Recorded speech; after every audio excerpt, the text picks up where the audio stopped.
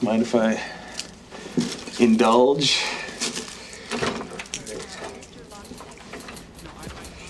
Motherfucking goddamn orange peel beef.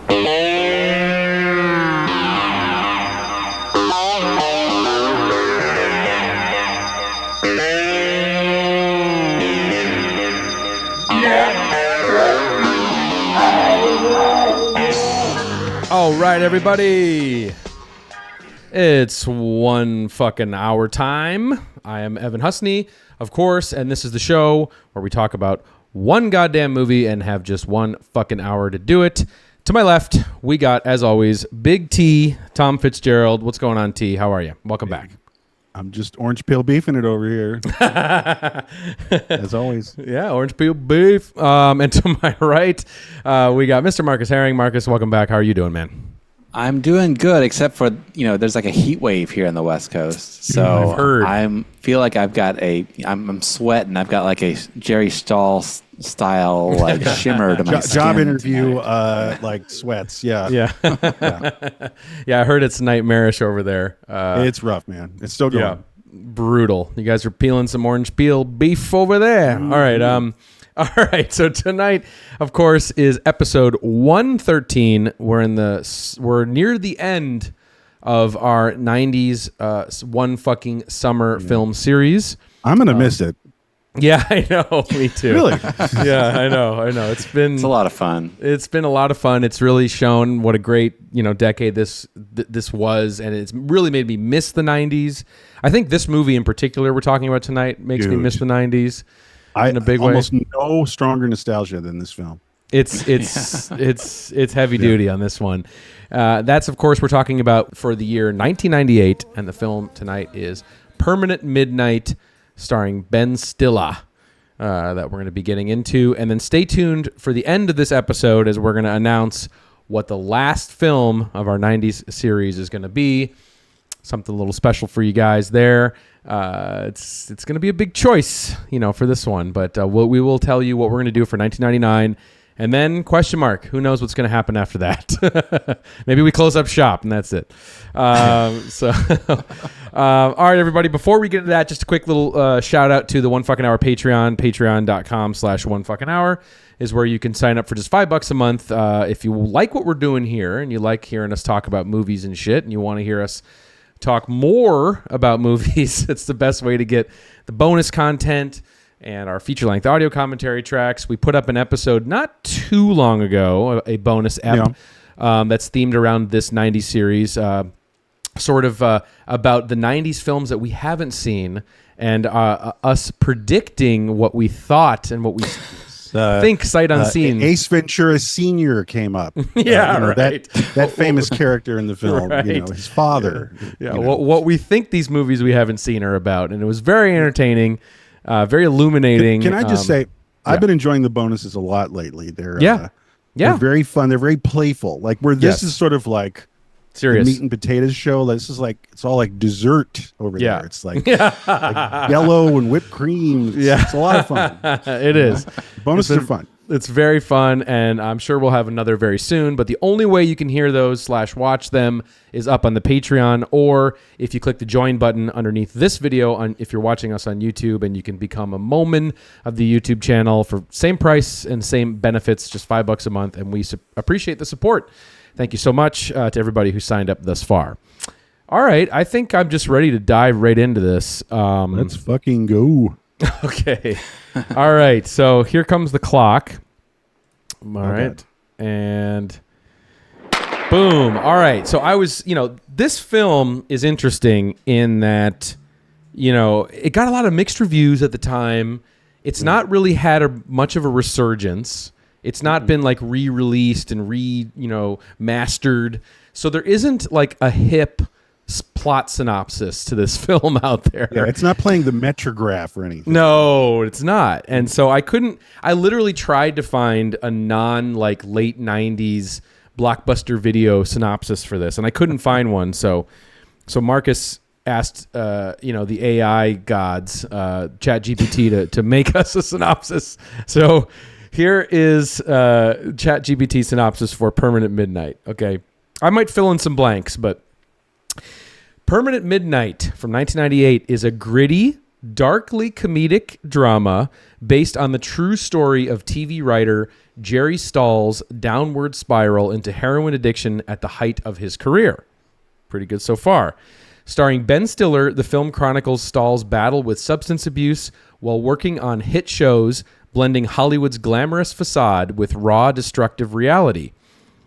As his personal life unravels, the film explores the highs and lows of fame, addiction, and the pursuit of redemption amidst chaos. Pretty damn good. Okay. Not bad, chatty. Not bad, chatty. That's chatty. Yeah. But what's, just to fill in a few blanks there, it's like, Jerry Stahl, and we're going to get into this, he was a, TV writer of sitcoms like Alf, shout out, Moonlighting, he did like, I think an episode of Twin Peaks or so, but he basically came out with this memoir chronicling how he survived this crippling heroin habit that, he was sort of the line of the book is, he was making $5,000 a week as a TV writer, but he had a $6,000 a week habit, doing drugs, crack, heroin, etc. And yeah, Ben Stiller, portraying Jerry Stahl in this film, he's amazing. Like, he is so good in this fucking movie. Yeah. That's like the big takeaway for me is like, same. Like, holy shit. It's as good as he's ever been. I mean, I like him in Greenberg, for instance. There's had other moments, but like when you watch it, it's just like, it almost feels, because, this is the end of the 90s and this is right after Something About Mary. And it's almost like you would think he could have taken another path, and by the end of the 2000s he'd be getting Oscars. I know. That big pivot that happens sometimes. He did it in reverse. But instead he's doing the Heartbreak Kid reboot and Along Came Polly, and it's like okay, never mind, dude. And it's like, Night in the Museum. It's just he made that choice, and it's kind of sad because when you watch this film, it's like, this guy's on fire, and I'm sure he was very inspired. I think he probably wanted to prove something. That's what happened. The clowns always want to make the sad face. Well, what's interesting about this, and we'll get into this, but Ben Stiller sort of started, with the Ben Stiller Show, and we talked about this in our shout out in the archives. We did the Cable Guy, Ben Stiller directed film from 1996 that we did in our 90s summer series, and he sort of started off as this real alternative comedy sort of standout guy, real cool, edgy comedian, badass in a lot of ways. Mr. Show Zone. Yeah, like he's a badass sort of dude, and even in this movie, he's kind of hunky, in this movie, in terms of like, playing sort of a, like a very seductive, showing the seductive sides of drugs and everything, and which we'll get into.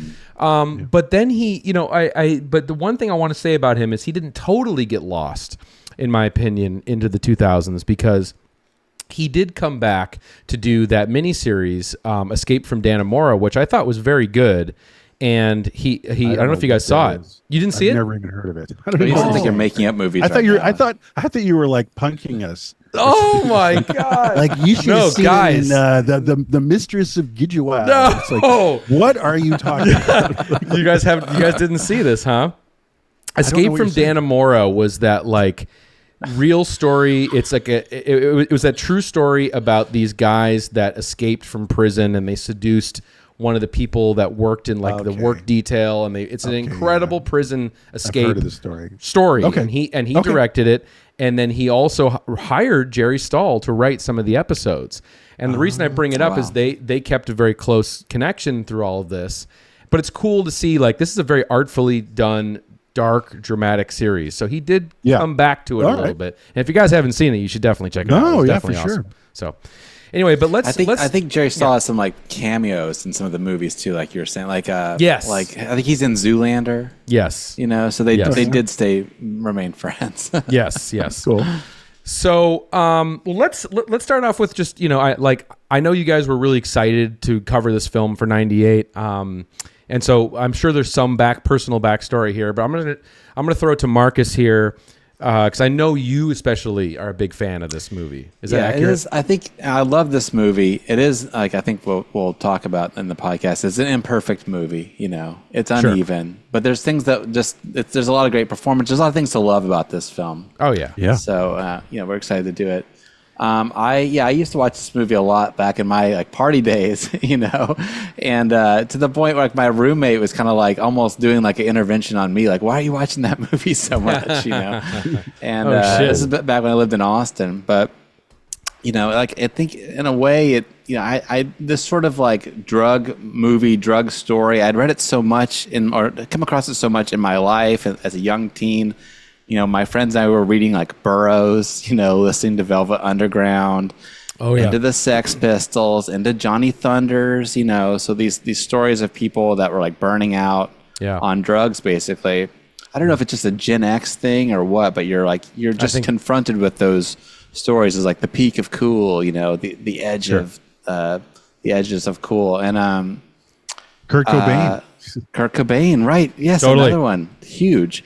So I think I first got into this film when I worked at the video store, Crazy Mike's in Missoula, and I really started watching a lot in Austin because I was looking back on the time that I first lived in LA. So I just did a little bit of around the world with Marcus, but my first time I lived in LA, I was working for Jerry Zucker, like doing as like a runner, and I was doing some stuff with my my uncle, like who was making a movie out here with Jackie Chan.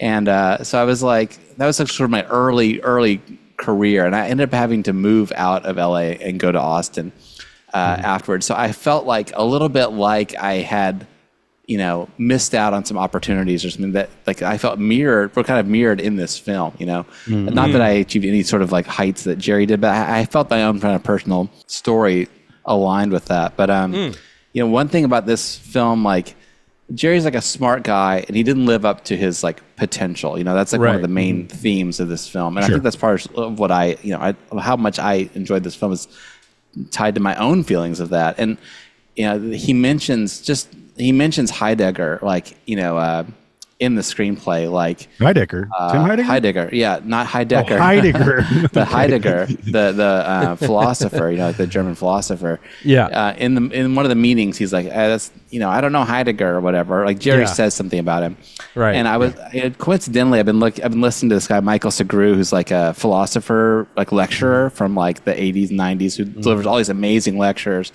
back then on every philosopher. It's all big YouTube thing. But it's old school lectures. Anyway, I was listening to this Heidegger one coincidentally around the time that we decided to do this movie. So I went back and heard it, and it's like a lot of it's on like, a lot of what Heidegger dealt with is like, death and the idea that we're lying to ourselves about how much time we have on Earth, and how much we can accomplish in that time. And a lot of, some of his writings deal with guilt, and his idea of guilt is like this idea that, we have this sinking feeling inside that we aren't living up to our potential in life, And again, that's what this movie is about, So anyway, Jerry's a smart guy, and I'm glad he had some success. But yeah, anyway, that's my personal connection to this film. It's tied up with all this stuff, rock and roll and philosophy, and and different points in my life. Right on. And so like maybe just to kind of get into it, just like a little bit. I mean, on this recent rewatch, because I hadn't seen it in many years, just man, there are some, it's a very interesting approach to this type of story because, and I think maybe it's something that drew Ben Stiller to it, was this idea that, the tone of that book, the tone of Jerry Stahl's memoir, I think is pretty darkly comic. He has he has a lot of fun with sort of looking back at the darkest times in his life. And I think that Ben found it funny, but very evocative of that time in his life. And to me, that's what it was so wild rewatching it, was just like how absolutely one set piece would be truly horrifying. Him finding the vein in his neck to shoot the heroin in. But then you're also getting these, which is very 90s to me, very sort of, indulgent, fun, making drug use, look crazy, fun, wild, of that time. Like you're listening to Smack My Bitch Up with Prodigy.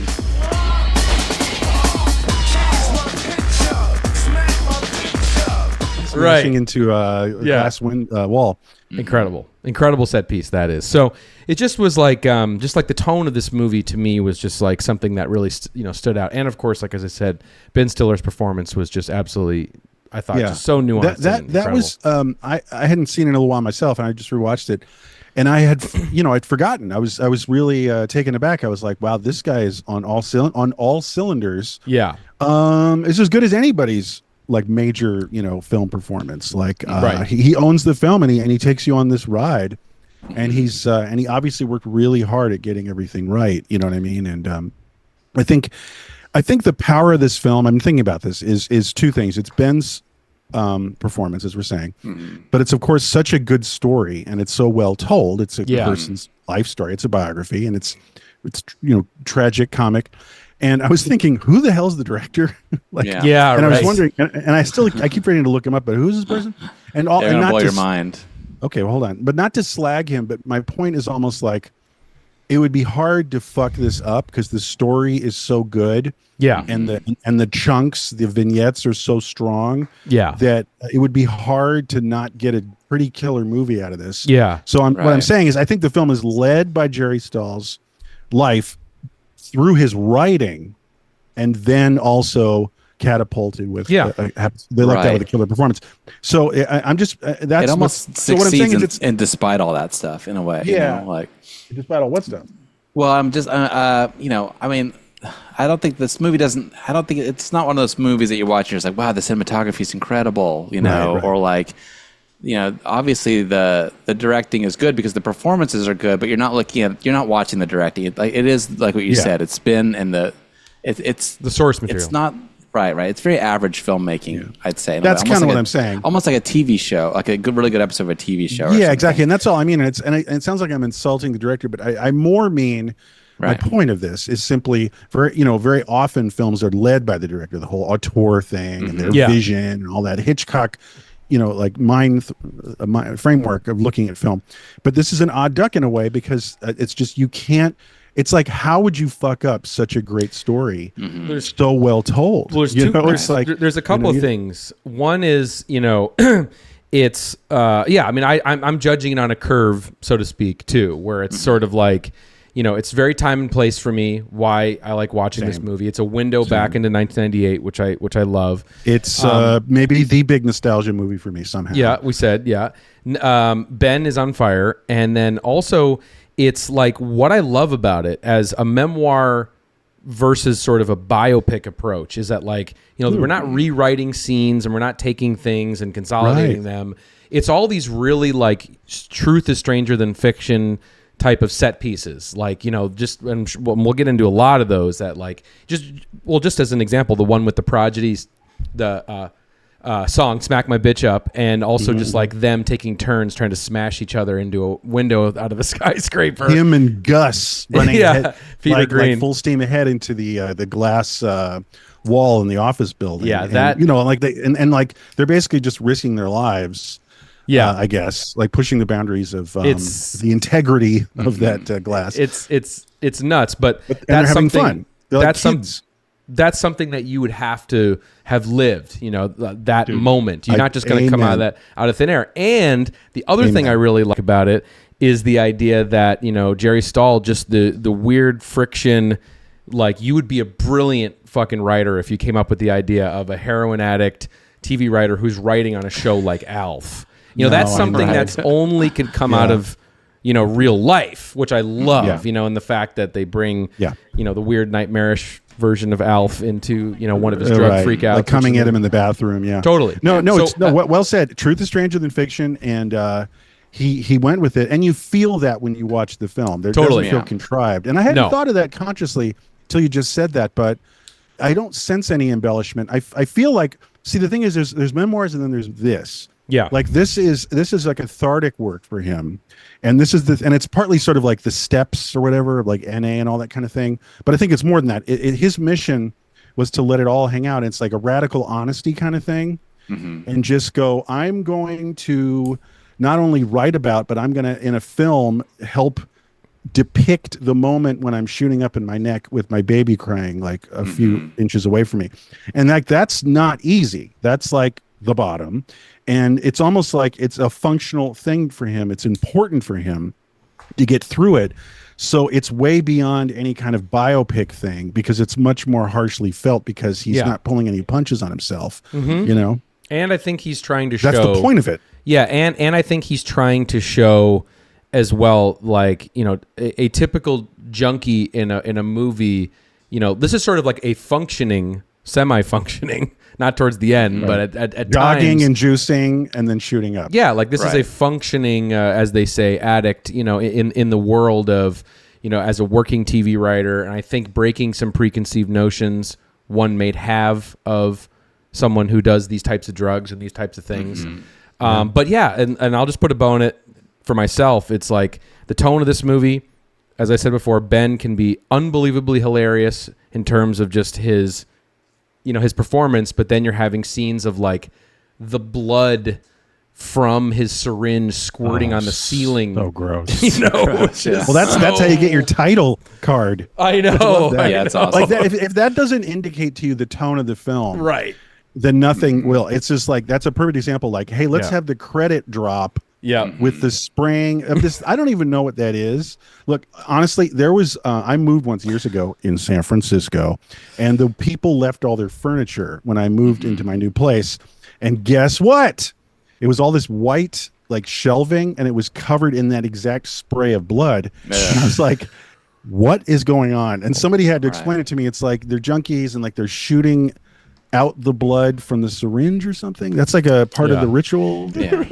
That's a pretty gross extra step as like a drug user to take, to like spew your blood all over the ceiling. It's so harsh. insane. But again, but sorry, I got to sideline. But what I'm saying is, like, there is the tone of the film right there. It's not exactly funny, but it's crazy playful to write out Permanent Midnight in the blood spray shooting from the syringe. That's pretty gnarly, dude. It is. Yeah. Just to real quickly address the people who made it, like, so the DP is the same DP as Bottle Rocket, so that's like the Owen Wilson connection, you know. Okay, but so it actually feels like the same level of independent movie almost. You know? Bottle Rocket, around the same level.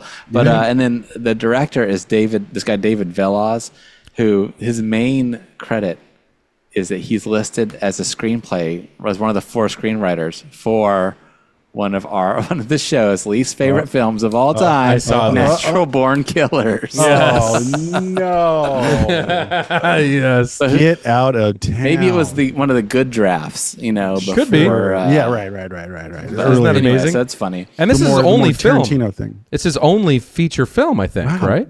No kidding. I think so, as a director. so. Yeah. So, wow, very unique, but holy shit, that blows my mind. So many connections our other films have to each other in this series. I know, right? But so let's spend a little bit of time, not too much time, because there's a lot of things about this movie I want to talk about, and the clock's stressing me out already. Is just a little bit on Jerry Stahl, because you know, this film does fictionalize the name. It kind of reimagines the types of television programs he was working on. You know, Alf becomes Mr. Chompers, which to me has got to be a Ben thing. I don't know. And then you know, there's you know, like is Moonlighting the other supposed to be the other show? The other show is Moonlighting, yeah. It is Moonlighting. The one with Cheryl Ladd, yeah. So she's supposed to be like Sybil Shepherd. Sybil Shepherd, right.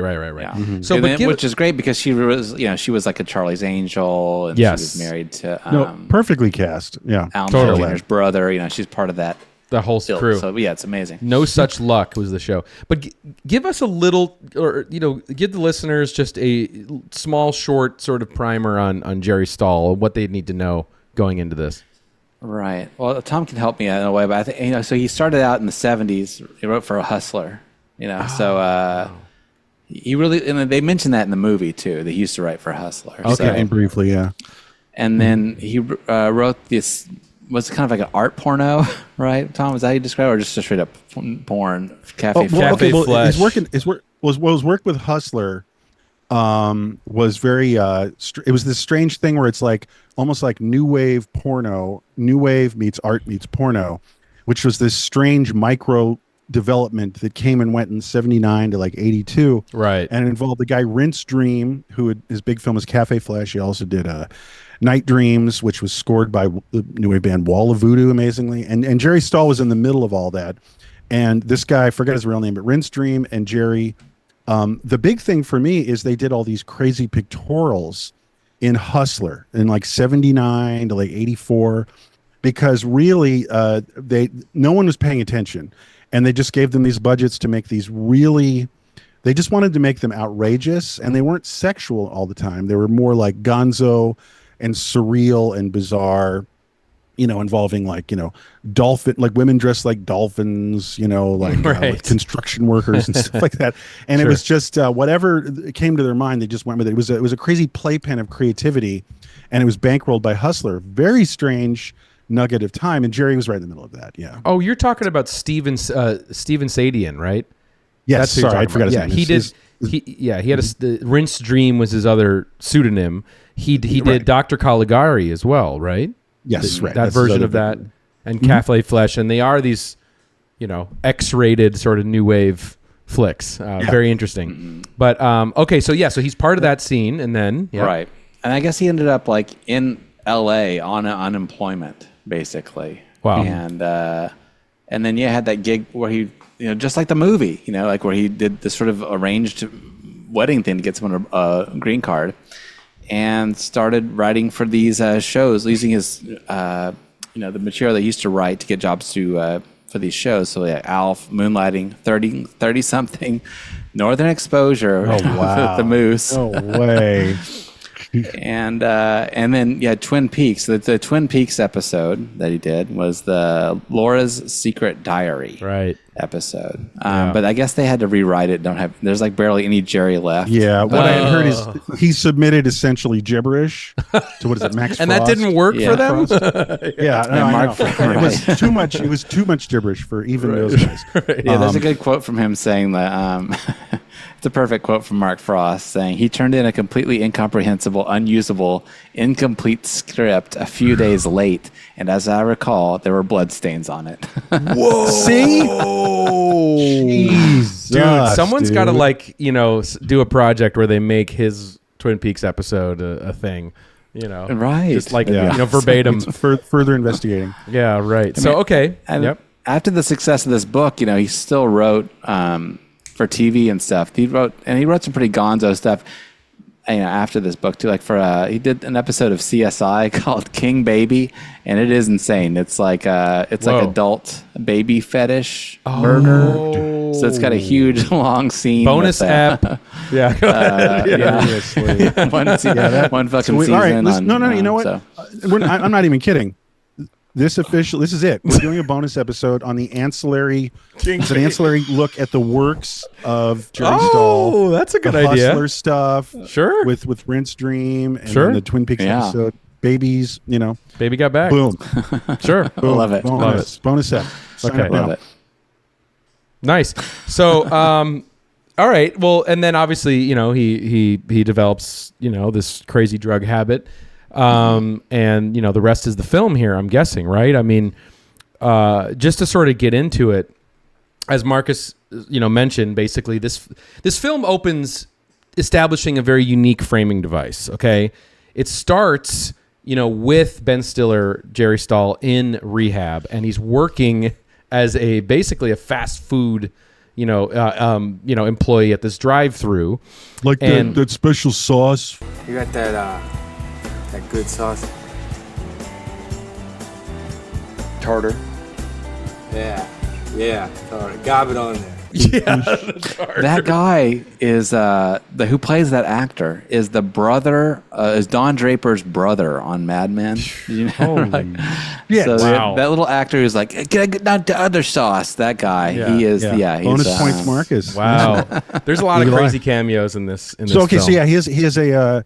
This is one of his dead end jobs, being sober. I think jobs, it's like including like a requirement of like the sober facility or something, right, is to work at this. No, of course, like fish sure. stand. No, but also I noticed that it's either you're a fish fast food guy or a telemarketer, which is later seen at the end of the film, and that's classic telemarketer stuff. Yeah, totally. Yeah, like when he's like rebuilding his life again. Totally. Yeah. So we see him doing this job, and then of course this other woman played by Maria Bello.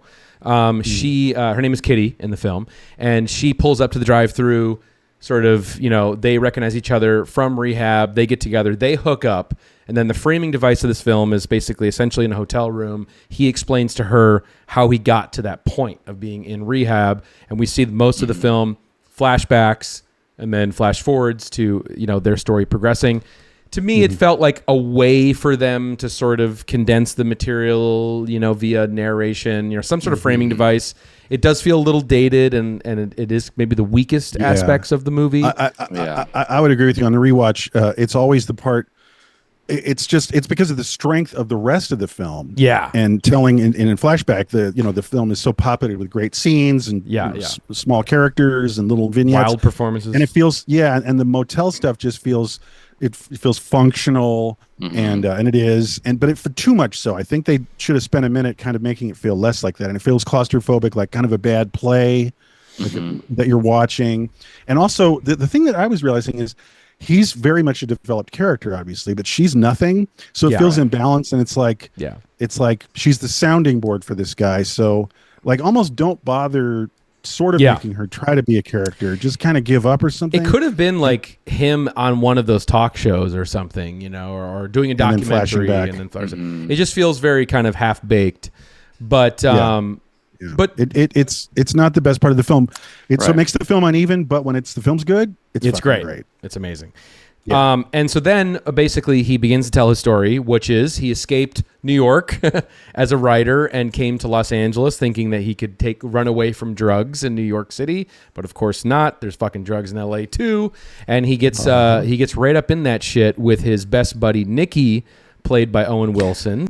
Oh man, and Owen Wilson's amazing in this film as well too. I mean, he's great. He's very dopey. Yes, like when he's like, maybe I left the stuff in the bathroom. I like that line where he's like, where somewhere in the film, Jerry's crazy running in and out of the bathroom doing drugs, and he comes out of the bathroom, and Owen Wilson's character is like, "What's that sound we came up with the other day?" What was that sound? The one that we that came up with the other day? That great sound? It was like,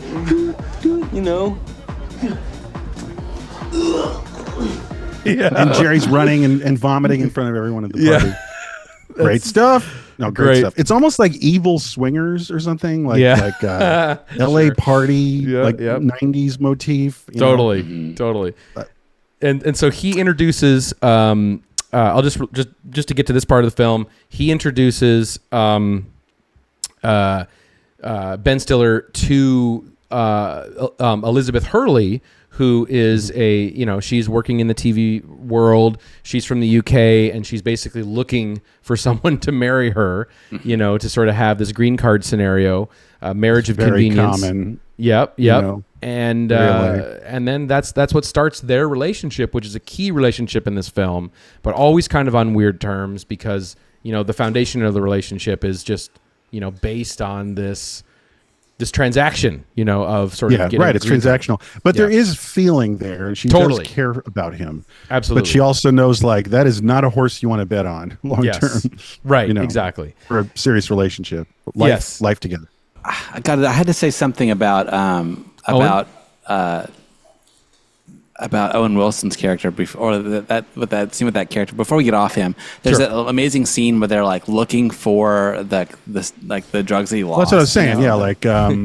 Like maybe I left him in the bathroom. Exactly. Well, there's a funny quote from Jerry about that, saying that a junkie is someone who would steal their friend's drugs, then turn around and help them look for them all day because they're a good friend, right? So can I say in your brain you're a good friend, so you kind of compartmentalized it. I gotta say there's little nuance in this film, and sometimes the signs of a great film is in the nuance. Totally. And the way this is it. To this scene, Ben is fake looking for the drugs because he stole the drugs the day before or something. So stupid guy, his friend has left the room to the bathroom, like, I'm looking in the cabinet, I don't see it. How's it going? Are you still looking? And so Ben is just like fake looking. And he keeps just opening and closing this little box. Box. where is it? Open, close. Yeah. Yeah. And it's just like, that is good. the shit. It's good You shit. know what I mean? I also That's like a great detail, beautifully performed by Ben. in that moment too. There's a little moment when Owen sits down and like, okay, it was that kid Benny, but before he says that, Yes. Ben's gearing up to be confronted. Diagram of a scam. Let me lay it out for you. Okay, Nikki. Okay, First of all, excuse me. Let me finish this. You and I go out, little. That Right. like he's figured it out, but then of course he goes Diagram with of a scam. yeah, right. Diagram of a scam. It's Okay, really I see what's going on here. really whatever. dialed Right. in. It's like, really, it's like, listen, buddy. Yeah, He's really. the junkie friend. He's the Chris Novoselic buddy kind of thing, vibe. It's funny in the deleted scenes. There is a scene with Benny, and he is like a 12-year-old drug dealer. So it's funny they shot. There are deleted scenes. There's deleted scenes for everything, but there's deleted scenes for this movie. Oh, wow. Where they're buying a 12-year-old Percocet from a 12-year-old 12-year-old. Benny. Holy shit. wow, amazing. Okay, so it sounds like we're getting into chunks here that we love, parts of the film. Well, we talking about Elizabeth Hurley for a second? Yeah, I was Is that just what going to we're get doing? from her to Chompers, if I can. Just that, so we meet this character, the foundation of their relationship. It is it's complicated, but there is care there. They are a couple, sort of. They are, and then that establishes a lot of the emotional stakes in this film. And she is working on the show, Mr. Chompers, and gets him the job writing for the show. Great cameo from Fred Willard is, I guess, the creator of Mr. Chompers. Is that the EP or or whatever? the showrunner? Yeah, Right. And I mean, it's just amazing. Again, it's like that being our set piece here is that he's writing for Alf essentially. No, is I incredible. know. The milieu, like The milieu. like Dark Times in the set of Elf. Yeah, I guess they were trying to how get could you Alf. tell that? How could you make a bad movie based Right. on You the milieu? can't. I Heroin think they were and hoping Alf. they could actually get Alf for this movie and use that IP, but they weren't able to. But I think the guy who plays Mr. Chomper's voice is the guy that does Roger Rabbit's voice. Oh, right. So he's like, Well, wait. so really is like a. He's the guy from Zodiac. Yeah, he's The basement guy. He's the movie poster guy. He's like, Yeah. let me check the basement. Yeah, Oh yes, my yes. god! I love that guy. Oh yeah. So that guy is Roger Rabbit's voice. Whoa. No, yeah, and that's Wow. Mr. Chompers. Mr. So Chompers. okay, so we're and he's and he's doing this thing. See, actually, more truth is stranger than fiction. So remember I was saying he's at Hustler, and he's got him and his partner Rinstream guy are having these Yes. wild, highly conceptual, sort of like Ivy League school learning gone crazy on almost psychedelics kind of thing is what I'm trying to say. So that actually did transfer from his crazy high concept Hustler years, transferred to Alf. Yeah. And he threw it out there and he succeeded where he's like, like he's talking about like Fritz Lang films and stuff like that. He's talking about high concept stuff, and they greenlit it. They were like, that sounds innovative. You've got some new ideas. You have a Amazing. fresh take on it. And there are some weird Alf episodes. There's one where the Alf, and I'm sure it's Jerry's, is this huge cockroach from another planet is attacking Alf, and it's framed like horror. Yeah. Cockroach episode. I have not seen it. And it's what I'm saying. All I'm trying to say is that Jerry in real life, he not only just worked on the show, he wasn't a hack. He was trying to innovate and have these wild creative ideas. No, it's and awesome. They greenlit them for a little while. It's really Right. cool. That's special. That's special. Right. Yeah. Hasn't it become now where like all TV writers are like Harvard guys and stuff, where they're writing this crap, but they have like a really they're really highly educated, and there's like a lot of SNL kind of attention to the plays that craft, but Yeah, it's like, I have Well, no what is idea.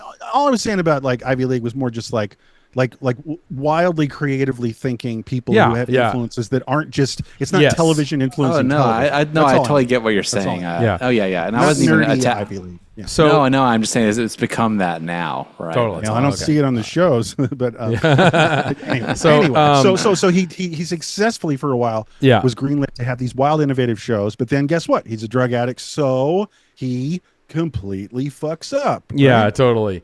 Well, yeah, absolutely. And there's some amazing little scenes here when because we see him, he's basically, doing pills at first. He's doing the Percodens, and that's what he's stealing from Owen. Painkillers. Painkillers. And then he gets introduced to heroin, which I think those painkillers, I mean, that's basically Oxycontin, I think, for the most part. So like I a think Percocet or something? Yeah, I think it pretty is much like an opiate. It's like a, Opioid. Yeah, so then being introduced to heroin by that weird woman, Dita, or whatever her name is, and that whole freaky After scene. his mother's death. Yeah. Right. In the book, I guess it's even wilder, like they're actually they're at like the chateau, like shoving like opium balls up their butts or something like that's that's in the book. Moly. So it is wilder, and I guess in the movie they decided to like make it the heroin scene so they could kind of introduce that okay. Yeah. motif. Wow. Holy shit. Yeah, and speaking of the mother too, that's also an early dark note the film has is when he hears his mother has passed away, he walks into her living room and it's just the squish of the blood and the carpeting, and you infer that she shot herself. I'm guessing, is that right? I didn't understand it either until this time, and really digging in trying to understand. But I guess what it is she's attempted suicide. And that's why he's there that's why he has to clean it up, and he's cleaning it up and stuff is because she wasn't successful, but he's got to go clean up her house, for when she comes back. So, yikes! Oh my god, I didn't know that either. Yeah, So and his very dad dark really stuff. did commit suicide, and his mom. Oh god, brutal. Was a wreck too.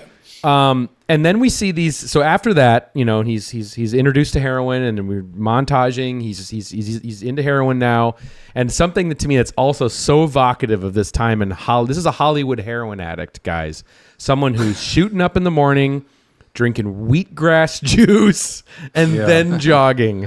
To me, that is a real thing. That is real. This retardo contradiction, and it's called out in the film. Plenty.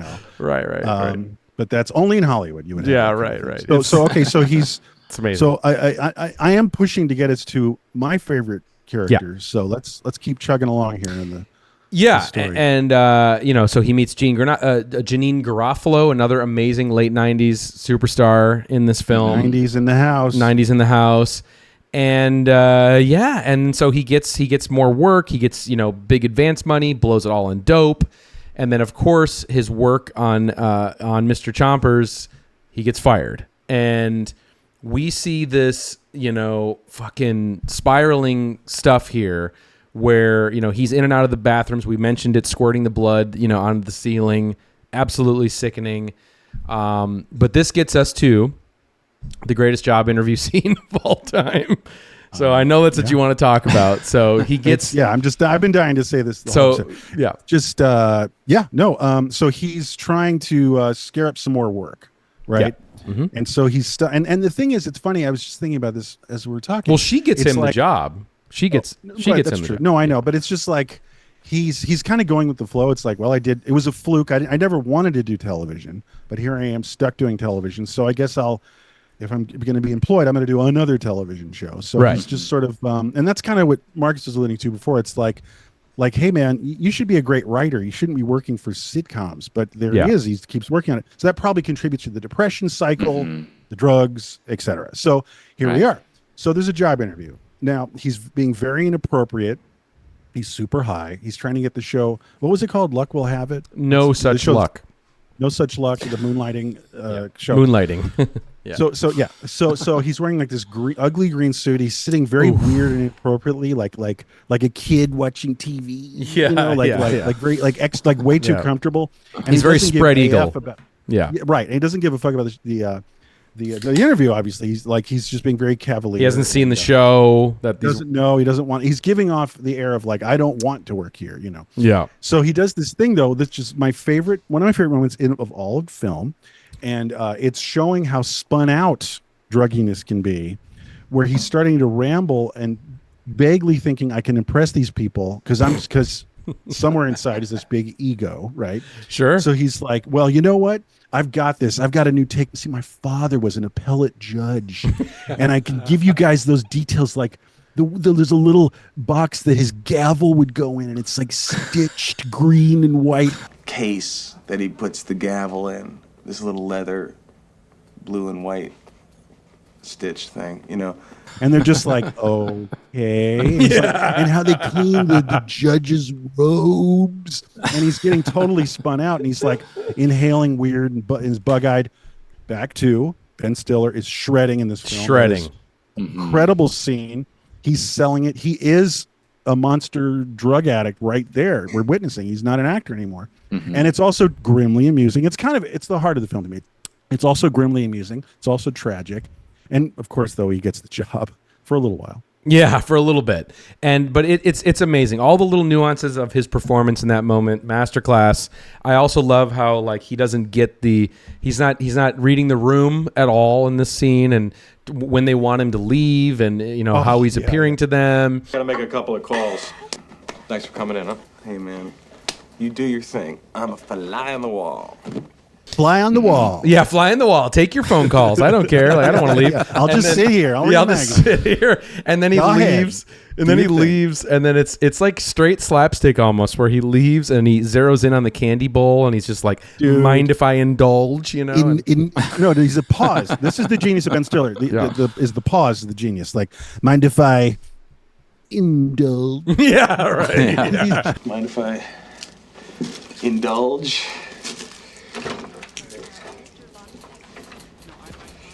The thing is, he's hopeless, but he's trying to put on a face of being charming. Yeah. Because so much of Hollywood is you're selling yourself. It's an ad for yourself.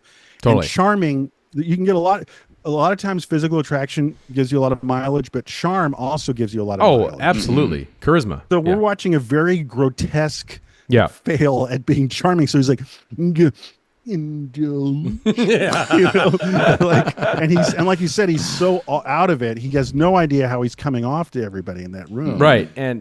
But I love that scene. Oh yeah, it's absolutely amazing. And I think it's Ben also finding the humor in this. Again, this very dark subject matter, but he is finding it. And also, I believe Jerry was on set for like everything. So I think that he would go to Ben, or Ben would go to him.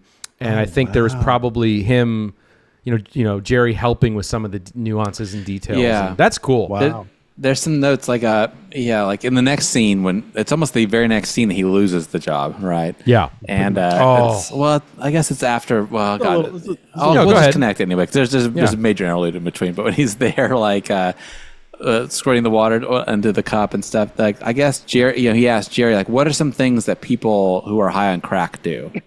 Because like I guess at this point in the film he's doing crack, but and so Jerry gives him like 3 or 4 things. He's like, well, they drink a lot of water, this, and then Ben incorporated all those. He just basically did them all in his performance next. Incredible. So it's incredible. There's really clues there. Yeah, because it starts the moment he gets fired and he's spinning out with the water bottle. Is for him it's just a meeting that winds up being a firing, because we were talking about how inappropriate he was with the interview, but he still got the job. But this is just like, no one in their right mind would keep that guy in the building another 5 minutes. No. And it's amazing. Yeah, it does come after another big set piece, but because he gets introduced to crack, but he comes in to have basically like a jam session with the people on No Such Luck, and he comes in, he's all sweaty, he's all strung out, and he's like, water, sir, could you get me some water? And he gets the water, and he just like sucks it down in front of them, super long gulp, and it's incredible, and then and he starts, and that's when he's throwing out like German expressionism. We can't emphasize the sweat enough. Yeah, the sweat's a big deal, and he's talking about Fritz Lang's M, and stuff, and it's just it's incredible. It's an amazing, it's incredible. And then the only kind of part where the framing device works is it does cut back to them in the hotel room and present time, and he's like, "Yep, I was fired immediately," or whatever, and it's it does work there for a second. You could have VO'd that, but yeah, I know. Sure, yeah, totally. But we do have to touch on how he gets introduced to crack. So he's trying to get his life together because the Sybil Shepherd person in this film is telling him, in order to work on my show, we got to get you clean, because I do think you're brilliant and this will be great for you and all this stuff. And he's trying to get himself together, but of course Gus, played by, he goes to that clinic. Sorry, I gotta say, like at that clinic, Jerry Stahl is the doctor. Oh, that's right. Yes. Who gets him cameo? so there you go. Yes, you might live, you might die. Yeah, great little. Some people cameo. live, a lot of them die. Yeah, right. No, but then he meets the MVP of the film. Yeah, say it with me, everybody. It's fucking Gus. Peter Green. Incredibly foul. incredibly offensive, immediately dropping an N-bomb, and it's brutal. He's legit terrifying. That guy He really is. And I love that when he encounters them, like you got heavy Gus energy coming at you in your window in your car, and Jerry's, whatever. Ben Stiller's character is just like staring straight ahead, like trying to get through this moment. But of course, they immediately start becoming big old drug buddies. Yeah, and this is the big guitar solo scene of the film. It's like them. We've mentioned it already. Again, you have "Smack My Bitch Up" blasting, and just that whole scene of them doing crack is exhilarating, as I like to say. Here's a filmmaking flourish with that. The way they end it, you're inside the room with them, "Smack My Bitch Up," smashing against the window. Then the incredible external helicopter shot. Oh yeah, of them. Oh, them from the outside. From the outside. Come on, that's a nice touch. It's great. It's great. And Marcus, you were mentioning Peter Green freaks you out, or he's a legit scary. He's dude. legit scary. I feel like I've known a few Gus's in my time. I feel like he's portrayed by that guy from Pulp Fiction, right? Who was or the Mask, if you will. The cop the cop from the Gimp. Oh yeah. Yes. Yes. Who's fucking scary then. Is it Zed or is it the other guy? I'm not sure. But no, Gus is legit terrifying. That scene is so good, and it is one of the only kind of visual moments in the film, because otherwise it is like a play, a lot of it, you mentioned. It's good cinema.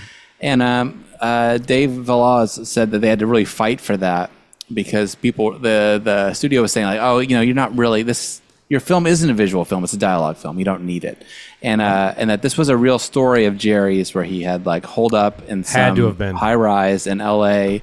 and hung out with a janitor, smoking crack and throwing themselves against the glass. Oh my god! And so when he told Dave that story, he's like, I have to put that in the movie. It's so great, Really. And one thing about this film that you don't really pick up watching is they built a lot of the sets, which I think is probably why it feels kind of like a TV episode. The house is a set, the offices are set, the diner is a couple of flats outside, and this is also, I don't want to ruin the scene for everybody, but it is a set, with of course, throwing yourselves up against the glass. That's the safest way to do it, probably. Yeah, right, of course. But anyway, I'm glad. I guess it costs a lot of money to have to build this extra thing, but it really paid off. I love the detail you're saying. It's hey man, let's go over to that building. I know the janitor. Yeah, I know. Oh my god, scummy, so scumbag, skeezy. Yeah. One quick thing about Peter Green too, and maybe this will be our moment. Who knows? When I was just riding the subway one day here in New York City, I look up and holy shit, sitting across from me is Peter Green. Yes. And Gus is right across the aisle from me, and I just pulled out my phone, and it was literally just me and him. Okay. And I pulled out my phone and I made a little short film, stealing, of course, Peter Green. Sorry, Peter, but I made a little film, set it to music of Gus riding the subway in 2016. So, love it. Yeah, it's pretty fun. I still have it. It's great. That feels very moment worthy. Wow. It is very moment. So crack smoking montage, incredible. Something you can't write. You cannot write a scene like that. If you do write a scene like that, you are a genius. So he gets fired. Then talking about the relationship with Sandra, played by Elizabeth Hurley. She then tells him during the chaos of all this that she's pregnant, and of course his reaction to the news is try to shoot up again. And so she kicks him out. She kicks him out, disgusted, of course, at that. And then we see this. It's an intense kick out too. Super intense. Really, you really feel it. Super intense. She does a good job there. I always kind of split on her performance a little bit. I mean, I think she's a good performer. I think maybe it's her look. I think she's maybe too pretty or something.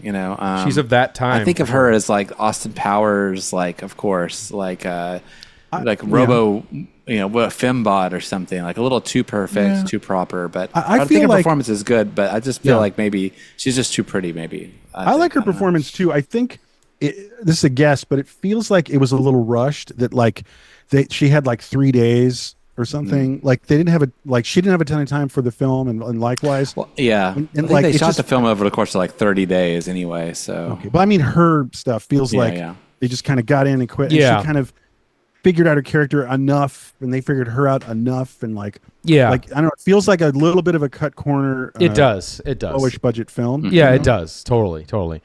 But we see a fucking dark ass set piece coming up soon, or a couple of really dark ones. Well, this is the rest of the episode.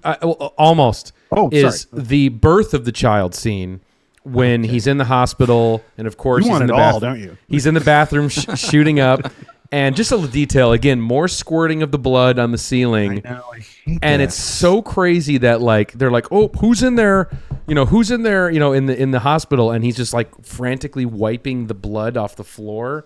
While his baby is being born. That's some combat shock fucking shit. It's really nuts. It's amazing the amount of like that was my lowest points that Jerry Stahl has. That wasn't the lowest point. No, it isn't. No, I know that's what I'm saying. But is that what you're saying? any of these could have been. Oh, his the lowest rock point. bottom. He's got a Right, lot right, of lowest points. He's got a lot of rock got bottoms. lower to go, bro. Yeah. So let's get to that. Let's do it. Get the last great chunk of the So film. the last great chunk is basically babysitting. We have Jerry Stahl, Ben Stiller's character, is in charge of the newborn for a brief period of time, and boy, does he fuck that up. Yeah, he doesn't handle it very well. Can I articulate? It's amusing me. Can I just give you my notes? 2 seconds of the big babysitting rock bottom moment. I wrote nightclub, garbage can, neck, muffin, cops. Yeah, exactly. Am I missing anything? No, I mean those are it. Let's take it. Well, let's do it. Let's go. One step at a time. So nightclub, he basically he doesn't have any shit, right? He needs shit. He doesn't have anything. Like the second he gets custody of the baby when she has to go somewhere. Yep. He's starting to Jones. Right. He's jonesing. The worst timing. So he brings the newborn child in sort of, a carrier. What do you call those, Marcus? You're the father here. What do you call it? A car seat. Okay, all right, a car seat. In the car seat. It is. It's a car seat. He brings the car seat into like this late 90s strobe light, prodigy, like fueled movie kind of nightclub, strobe lights, and everyone's on hard drugs. And there's a fucking baby. That's so like transgressive. It is. And then what was the second thing? Club. Oh, okay. We'll do this. This is fun. Garbage can. Oh yeah, that's my favorite. That's actually my favorite. No Right? drug film is complete without the desperate searching through a trash can moment. The scramble. Scramble. But can I just say this is more of that dark humor in the story, the performance, and the editing is pretty swift here. It's like he has this old piece of paper with this note of like Gus's friend or something. Yeah. So he initially makes the call on the payphone and goes like, "Yeah, no, I'm not a cop. I know Gus. Where is he? Click." And then he goes, "Oh, fuck that guy." Throws it into the garbage can and next then to the phone. gets it back. And then like cut. Yeah. To like 20, like who knows, like an hour later, like wait a minute, call him back. Okay, wait, hold on. I know. Like I'll call collect. I'll say I'm Gus, and he's doing this because he threw a piece of garbage. It's like a Chaplin drug moment. Yeah, and he's knocking the garbage can over, tossing all the contents onto the floor. That is funny and grotesque and depressing. It is absolutely. And then the third thing was muffin. Okay, let's do this. Neck? Sorry, my notes. Quick. Neck. It's Neck. awful. It's an ugly image. He starts to shoot up. The baby's in the car seat on the passenger side, and it's in the frame of the film. Like this is like German new wave cinema. It is. It looks like that. Right. Yeah. So Strodzic, and so he's finding, I guess, the vein in the neck or something. And Ben is making this really excruciating face because you have to, out of the practicality of finding a neck vein. This thing, and he's doing that, and it's playing out in like real time. Ooh. And there's baby sounds, and the baby's in the frame, and there's no music, there's no bullshit. It's just the sound of the street, like at 3 a.m. Yep. So harsh, Grim, so ugly. Oh, I Grim. got it a little backwards. Sorry. Yeah. But how he cops. Yeah. Is he's Muffin. offering the muffin? He's like, I know you like double chocolate. Yeah, I know. Offering Some muffin he found in the garbage. I know. Yeah, he probably found the double chocolate muffin. It's some mushed muffin from the Trying to cop garbage can. from Rosalita or whatever her name. That is. So I got a little out of order. Yeah. That's okay. Yeah. That is. Then it's the neck, and So then he gets dark. busted by the cop, and then the line we all know and love, which is, Get out of the car, dumb shit. Come on. "Get out of the car, shithead." Or Yeah. the cop. Yeah, and it's just this is where cops. I like that part when he's like reaching over to get his stuff out of the glove box. It's like he tells the cop, "Keep it down, wake the kid." Yeah, yeah. Well, he's trying to see again. It's this feeble. He's feebly trying to be charming. He's like, I could maybe talk my way out of this one. Like, you know what I mean? We're both, fathers, right? It's like, he's like so lost. Get out of the car, asshole. Yeah. And this again, this is the kind of thing that only like cops see. That they see shit. Oh, fuck! Every night. Every night, yeah, totally. And we got to get child services here, and not changing the diapers, and Yes. And again, I'm reminded of. I said this. Was it last week? Yeah, last week. Right, for Boogie Nights. I'm reminded again of Requiem for a Dream, only in that, just how different. In contrast, the depresso, rock bottom. In contrast, this is so much darker because it's so much. It feels so much more real. It feels so much more gritty and raw. This idea of a negligent flourish BS to distract you from the core feeling of it. No, but just the emotion of a negligent father desperate for this and clearly prioritizing this above everything else. It's the most taboo thing ever because the care of a really particularly vulnerable child, a little baby, is like the most taboo thing ever. It's like just like it's like do figure this out. Like everything else can be abstracted and rationalized and BS'd, but like it's a baby and like this kid's not going to make it at all unless you 100% have attention on it and are 100% together. Right. And it's just it's the most taboo, uncomfortable. It's like in our DNA. Like we don't want that to happen. Yeah, totally. It's he's doing it.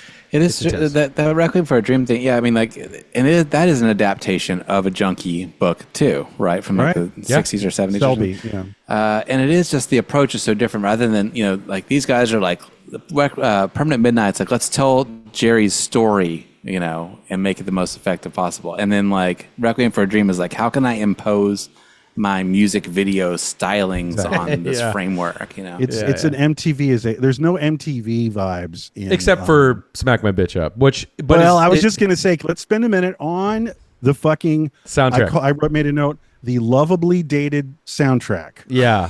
That wouldn't have happened before 98 or after 98. No, it's so 98.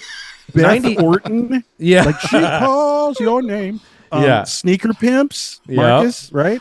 Big Sneaker Pimps fan. And of course, the aforementioned. And by the way, after Limp Bizkit, my guilty pleasure is Prodigy. I'm a huge fan. You love Prodigy. Can confirm that he's been talking about Prodigy for he loves decades Prodigy. now. He loves Prodigy. I love them. I was really devastated when the Reverse Mohawk guy died. Oh, I know. But all the soundtrack, and it's like very trip hoppy, and it's very LA. Like it's like Mario C with the Beastie Boys. It's always also very like cappuccino organ based grooves. Well, no, it's trip hop. It's like intro, like vibey. Yeah, right. Barista, smooth. Happening, and that just is it's a nice feeling to feel that again. Yeah, because it's like I thought that was like the worst thing then, but now I miss it. Look, what is this series? It's the '90s, and that's like boom. That's a bullseye '90s soundtrack.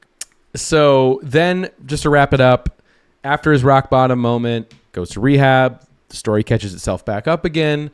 But he's parting ways with this sort of fleeting affair that he has, with Kitty, and then he goes back to, meet his child. Again, it's been a few years, and Elizabeth Hurley, but obviously it's very complicated there, and there's a lot left that he'll have to work on and develop. So it leaves that open for us as viewers.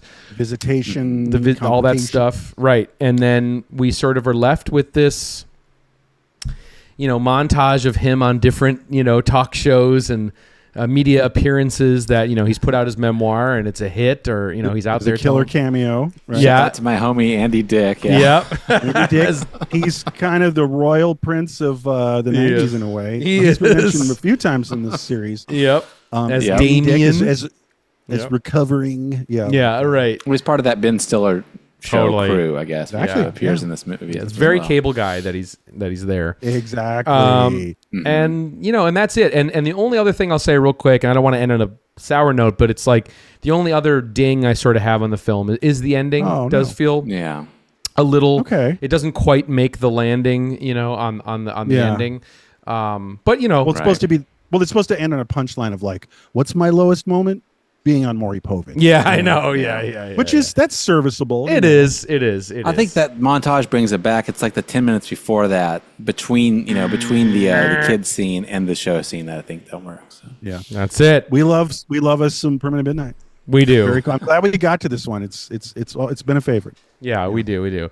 So that was one fucking hour, everybody, on Permanent Midnight. Tom, I'm going to let you cheat a little bit because I think I fucked up and didn't. I know there was. You had an experience meeting Jerry, right? Didn't you meet him? Well, yes, I did. It's fun, and it's not about the movie. Thing. So go ahead. Yeah, it's Jerry. This is a Jerry nugget. So here's a little Jerry Stahl nug. So Cinefamily, bonus. I did a Q. Bonus. I did a mini bonus. I did a Q&A at Cinefamily, and this is when earlier I was referring to it like we did a screening, the killer screening of like Cafe Flesh and Night Dreams, and we actually got the guy, keep forgetting his name, Steven Sadian. Sadian, yeah, aka Rinstream. Jerry Stahl. We did a Q&A before the film. It was really cool, and we were just talking. Like this is one of those things where it's like I can't believe I'm like talking so in depth about one of the most esoteric, weird, obscure things, the hardcore gonzo art meets porn times of Hustler magazine. But there we were. Yeah. And I had a whole slideshow. I should dig up that slideshow. I have a slideshow when I was showing when we were giving the Q&A. Like that's cool. That's what the Q&A was about. It was not about Permanent Midnight or anything else. It was about this, the crazy years at Hustler. So I put my foot in my mouth. I think that's the best way to say it. This is one of the times, because I say so often that I totally screwed up and said something stupid. We're in the middle of this interview, and they're talking about some particularly insane kind of photo shoot where it's like, and then everyone was in a parachute and they were naked, and then like all these clowns came in, and and it's like, wait, what? So they're describing another insane pictorial set piece that was featured in Hustler. And I went, God damn, what kind of drugs were y'all on? That was like, in a perfect world, that would have made sense in that way of like, you're talking to Gibby from Butthole Surfers or something. And it's like, man, you guys are out there, which is kind of what all I was saying. Right. But then later I was being mildly ribbed for about a year from people where it's like, you asked Jerry Stahl, like, yo, were you on drugs? Yeah. Anyway, but what was that? But like, do you think he thought that you were just making a joke though? He wasn't. He probably just didn't. It sounded weird because I said flatly, like, man, were you guys on drugs or something? Man, you guys must have been on great. You must have been on all the drugs. I was saying, right. They were just like, well, yes, yeah. I've read. I've written about a dozen books on the subject. I had spaced, and also I was asking both of them, and I didn't. I don't know the other guy, the Rinse Stream guy's deal. So I was kind of asking maybe both. I did space on. The hard, the what makes Jerry Stahl famous. So that's all. And he just dealt with it. I don't know. He's just getting through the Q&A. He didn't. Yeah, right. Amazing. It just rang. It was just like the bell was rung wrong. Like, he was like, what? 'Cause I thought I was kind of saying something amusing. Like, that's funny. As a capper, like, right? Man, you guys run all, and they're just you're probably beating yourself up over it more than anybody. Yeah, I didn't care. So. I think it was funny because I was told later that I said it. Because again. This is the Tom rule number 1. I'm never listening to what I'm saying. Ever. Like it's going out and I don't know what I'm saying and I'm not, there's no follow up. Okay. There you go. I just there keep going. We go. All this, Tom's brain goes forward. That's very funny. I had to be reminded that I said something. My God. All right. All right. So on that note, let's talk about what we're going to do next week. We're ending this very fun 90s series that we're about to get into here. Yeah. One left to go. We're talking 1999. Sunset. The big year. Which we've addressed already many times. I know. I want to say that before the build-up. A lot. Yeah, before the build-up. Is there anything left? There's a few nugs. Yeah. Let me some meat on the bone. nugs. Some swag. All right, let me get out the list because we did a whole 1999 series. I think that was last year. I want to say we did that. That's right. We covered The Matrix. Remember that, guys? That was a lot of fun. We covered we covered Election, which we did. Right. It was a lot of fun. Great. And then we did Being John Malkovich. What a year. And then we did Fight Club. And those were the 4 films we did for our 99 series. We also did a bonus episode just talking about all the other 99 films. Right. That's on the Patreon. And though, one of our early episodes was Magnolia. Right. So for 99. So we've done a lot of 99. Yeah.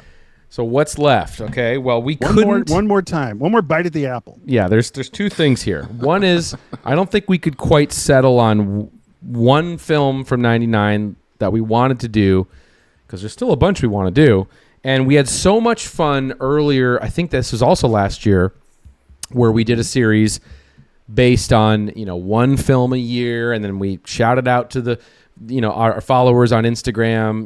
We put up a poll, and then we had y'all vote every week on which film we were going to cover.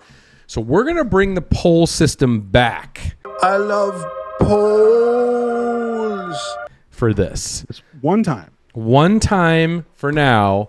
We're going to put up a poll on our Instagram. So if you're listening / watching this episode on the day that this episode has gone up, go over to our Instagram right now at 1 click the story button on our page, and you will see these following 4 options of films from 1999, and it is your job to vote on one of these, and whatever wins, we're going to do next week. So here are the 4 options. We can say just a little bit about each one. Option number 1 is American Beauty. Oh, shit. One we've teased a lot on the show. I just have one thought on. Okay, it's now famous for it's been a real boomerang kind of film where it's like lauded, everybody loves it, and now it's like derided, not just because of the controversy of Kevin Spacey in general, but also just like that was overpraised. The movie's kind of cringe. It hasn't dated very well. Blah blah blah. That's the 2024 consensus. Yeah, which is odd to me because I still like the film, and I think the popularity of American Beauty in 1999 said as much about the film as about the climate. Because people were starving for a film that had some surprises. And there were bold choices. So it's of its time. Yep. In that it was also a serio-tragic kind of story, and it was taking chances in all kinds of ways. So it was, simply stated, very fresh. And I still have that in my heart about American Beauty, that it was a very fresh film. Because I saw it like the week it came out. And I had no expectations. So it's just like, wait, this movie doesn't suck? Like, how did that happen? How did a movie that doesn't suck get out there? So we'll talk about it. I don't know. We'll talk about it. We'll see. I think it's the ultimate 99 film in some ways. I think you could make that argument. It just exemplifies that time and place, again, so well. And that's what I think, even though I don't, I watched it a few years ago. There's things about it. Yeah. Well, I'm probably mixed, but again, like, take me back any day. I'd go back at any point. If there's a shuttle leaving back to 99, I'll go. And so I'm like, conflicted. I mean, obviously, I don't think it's a perfect movie. There's some cringe aspects to it, but I'm going to have a lot of fun revisiting and just talking about and bathing in that time period. So I'm all for it. I feel mixed too. I think there's some good performances, like Chris, whatever. Is that a good performance? The guy from Adaptation. Chris Cooper. Yeah. Oh, Chris Cooper. Yeah, of course. Chris Cooper's got a good Adaptation. He was a star-making turn. He was nobody, and then he's like yeah, good performance. And then, the plastic bag thing, I always like cringed me out even back then. And but it is kind of interesting, I think, is like this. It's one of those films that's like a signpost in like the evolution of the boomer psyche. Like we got to kind of like ride along. Totally. The boomers as they're aging, and this is one of those where like you get a little peek into like what their brain was in the going shower. through in 1999. But I'm sorry, how about just the soundtrack? Doesn't that just take you back? Yes, it does. Like, I know it's dated now, and it's like like Scary Movie 4 references and stuff. But like that soundtrack, it still must get. I think about it. I hear it as like a ringtone, like ding ding ding. Ding ding ding ding ding ding. It is kind of like that kind of music, right? That's a bad thing. All right, well, let's save it for the app. Okay. That is all right. So hey guys, option number 1 about American Beauty. Option number 1, American Beauty. Option number 2, we've talked about this a few times on the pod as well. The Blair Witch Project. Oh shit! Wow, That's a trip. That is a trip. That's a real odd duck, and in its own way, a very 1999 movie.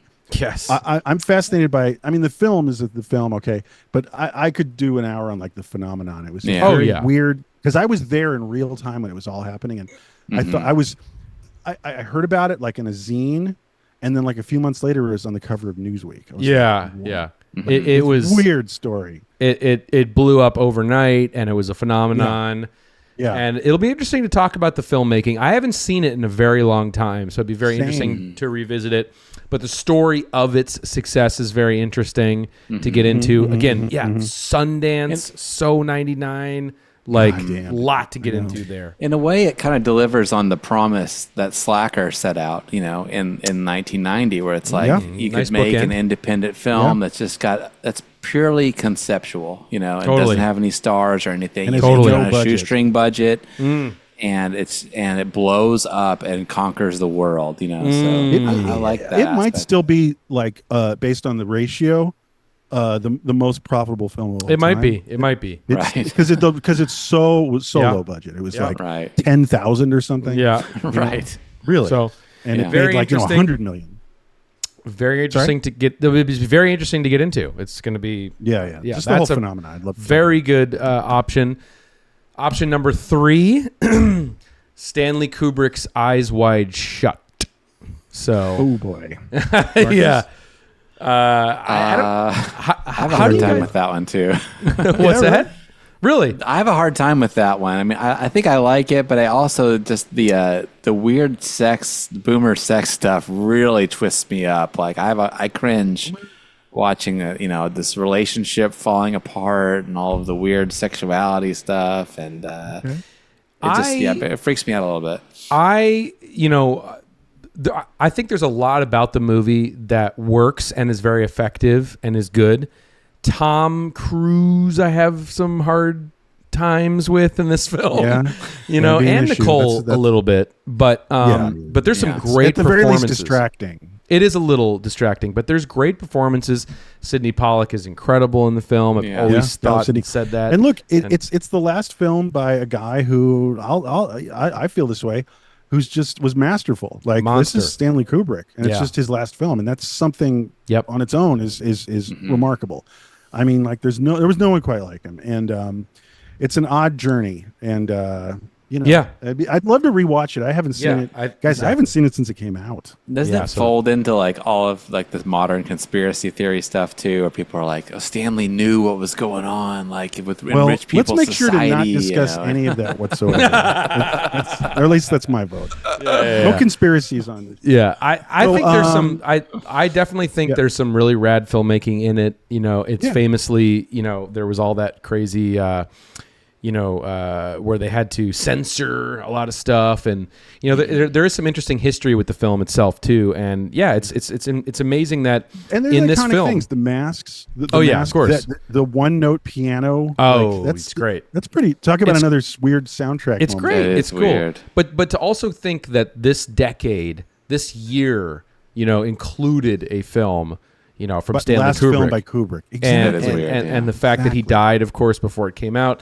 Very interesting stuff. So I think there's a lot to get into with that. So option number 3, Eyes Wide Shut.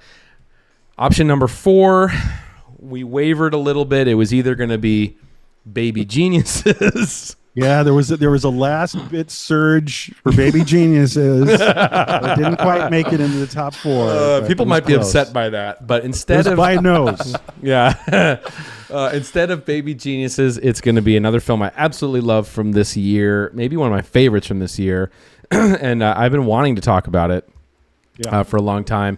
That, of course, is Office Space. Mike Judge's comedy masterpiece, man, still holds up. Yeah, talk about iconic stuff. Like, so good. Shit. Captures and the story. Yeah, like it was a flop, kind of, and like studios never got him They always were undercutting his features. It's like, he did Beavis and Butthead. Like, why don't you cut him some fucking slack, man? Yeah. Like, and then it became, it's a huge, absolute 100% classic. And there's so much to talk about there. It's so much. Funny.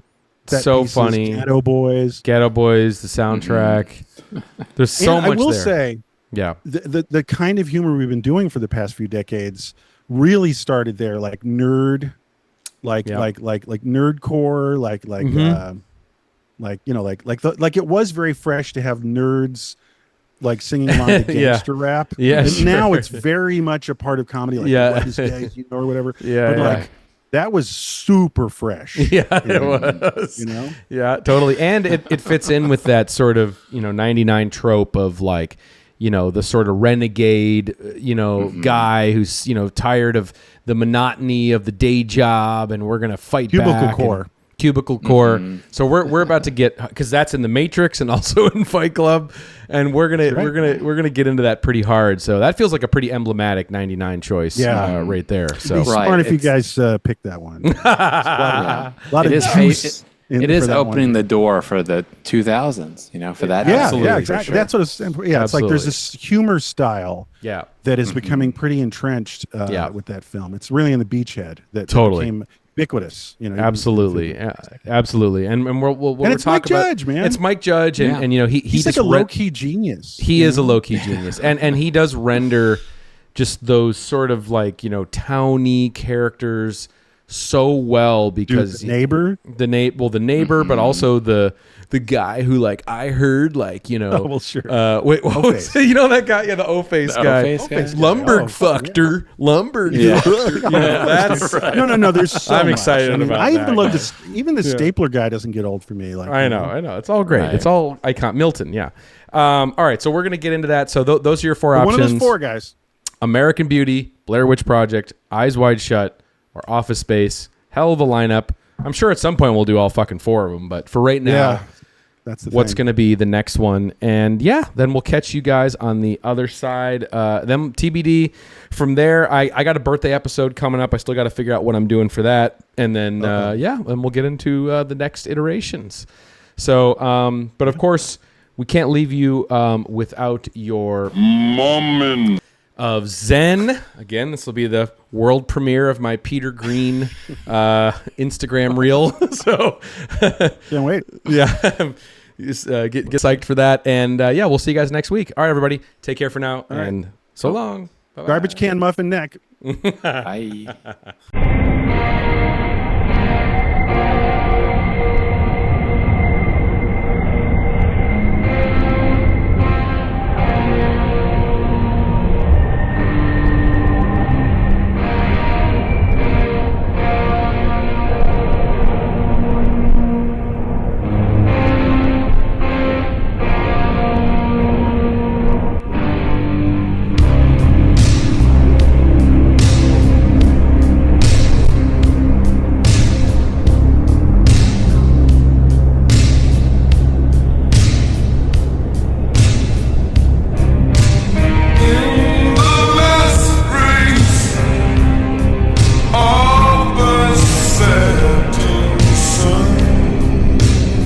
Motherfucking goddamn orange peel beef.